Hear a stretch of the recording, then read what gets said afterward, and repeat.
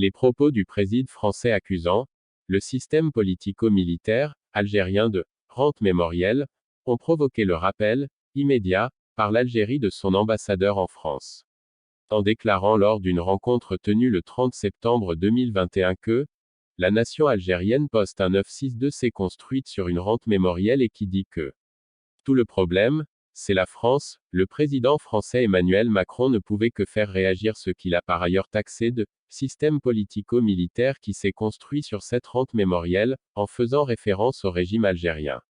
2 jours plus tard, c'est-à-dire le 2 octobre 2021, l'Algérie procédait au rappel immédiat pour consultation de son ambassadeur en France, Mohamed Antar Daoud, en faisant, en outre, également fermer son espace aérien aux avions militaires français, dans ce qui n'est pas sans rappeler la décision prise le 22 septembre 2021 par les autorités algériennes à l'encontre des aéronefs marocains, mais cela également civils. À la suite des propos non démentis que plusieurs sources françaises ont attribués nommément au président de la République française, l'Algérie exprime son rejet catégorique de l'ingérence inadmissible dans ses affaires intérieures que constituent les dits propos, a indiqué un communiqué de la présidence algérienne. La rencontre où M. Macron avait tenu ces affirmations s'était déroulée au palais de l'Élysée, siège de la présidence française, et l'avait réuni à 18 petits-enfants de la guerre d'Algérie, qui sont des jeunes dont les aïeuls ont été impliqués dans le dit conflit, et ce soit en défendant le maintien de la voisine de l'Est au sein de la France soit plutôt son indépendance. Mouvement de protestation. C'est l'historien Benjamin Stora, que M. Macron avait chargé fin juillet 2020 de réaliser un rapport sur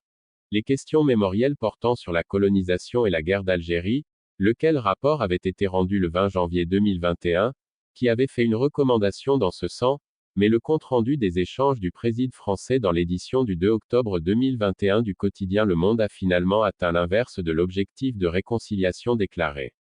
Il faut dire aussi que M. Macron a sous-entendu que la nation algérienne est la fille de la colonisation française, ce que la présidence algérienne a qualifié des appréciations superficielles, approximatives et tendancieuses, de même qu'il a estimé que le système algérien est fatigué, et que le mouvement de protestation du Irak, en cours depuis février 2019, l'a fragilisé.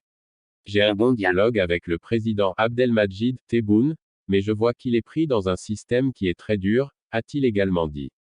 A rappelé que le 29 septembre 2021 déjà, le ministère des Affaires étrangères avait convoqué l'ambassadeur de France en Algérie, François Gouillette, suite à la décision prise la veille par le gouvernement Jean Castex de réduire de moitié le nombre de visas octroyés chaque année aux ressortissants algériens.